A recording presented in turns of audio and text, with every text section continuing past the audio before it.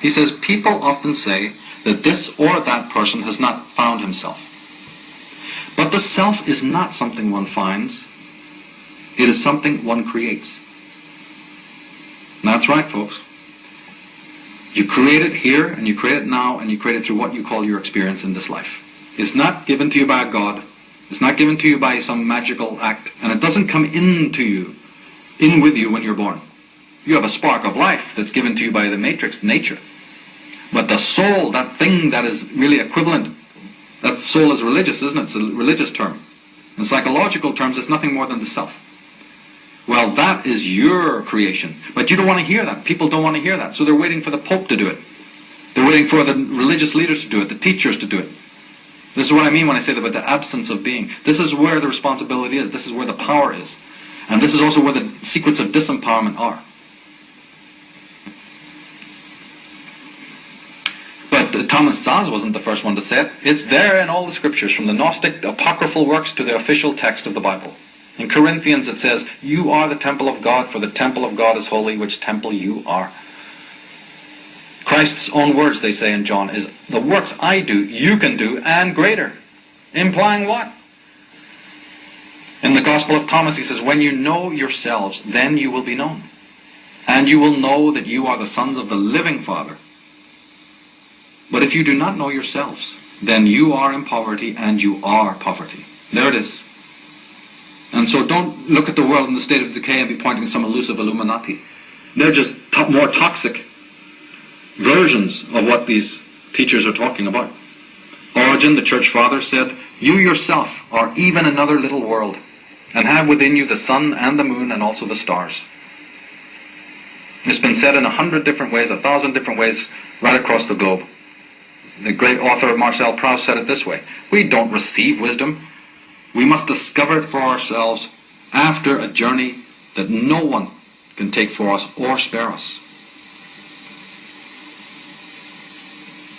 So the question then arises, okay, Michael, you've done enough damage. How do we know? How do we find out about this self then?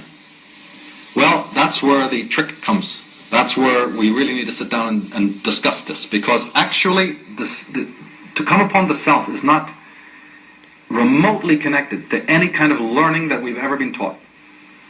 After all, remember Socrates said that there is no such thing as learning, there's only remembering. Now, he might have been talking about reincarnation, but he might have been also talking about the fact that you already are perfect. You already have it within you, and even if you think you're learning something, it's because you're bringing it out from inside yourself. But even leaving that aside for a moment, what do I mean when I say it's not connected to the other kinds of learning? Well, what are the other kinds of learning? Jumping through hoops? Gaining, acquiring, being acquisitive? Territorializing the knowledge, like a dog territorializes a lamppost and then saying, it belongs to me, I'm it, I'm the degree. Here's my degree here. No, my degree is nailed to the front of my chest and the target on the back. I'm completely sold. All the ways that we gain official knowledge, and for the reasons we gain it, selfhood has nothing to do with that. You come upon the self by a completely different process that is known as apophatic process. Through apophatic knowledge, or negation is a more common word, which means that you have to discover everything that is not the self.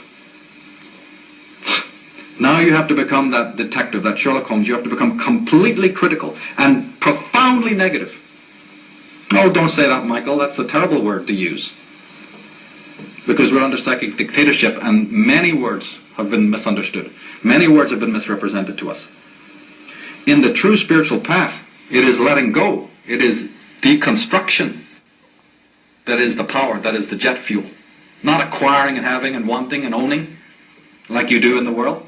It is something completely different. It's the ability to discover what is not.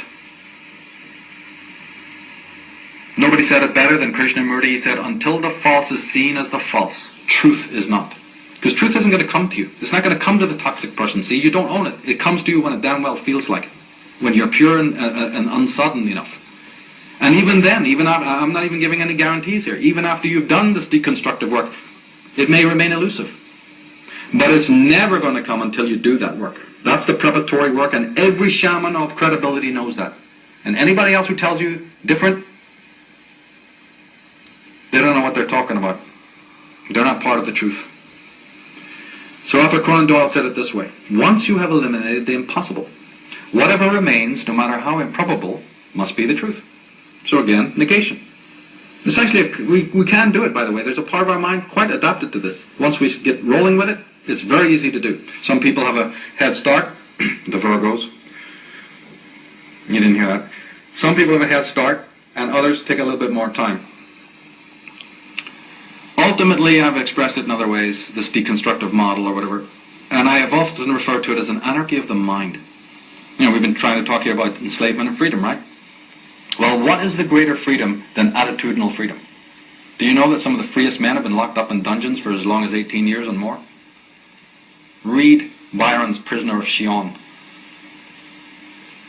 Read the story of Mikhail Bakunin and others who've been incarcerated but were still here, free, attitudinally, could not be controlled, could not be taken down.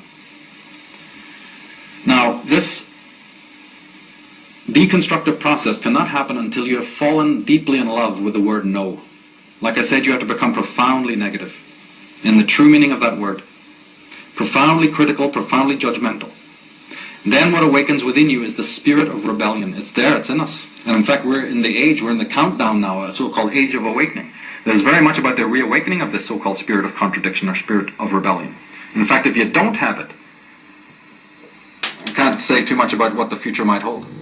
And as a matter of fact, if you go into depth, you'll find that the spirit of rebellion, when you look at the thing astrologically and also esoterically, is actually the equivalent of what the Christians have always referred to as the Holy Spirit.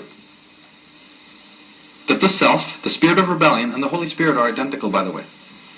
We don't have time to go into it now, but I have an article on the Michael Tsarion website entitled 2012 Shiva, the Holy Spirit and the Age of Aquarius, where we lay out those points.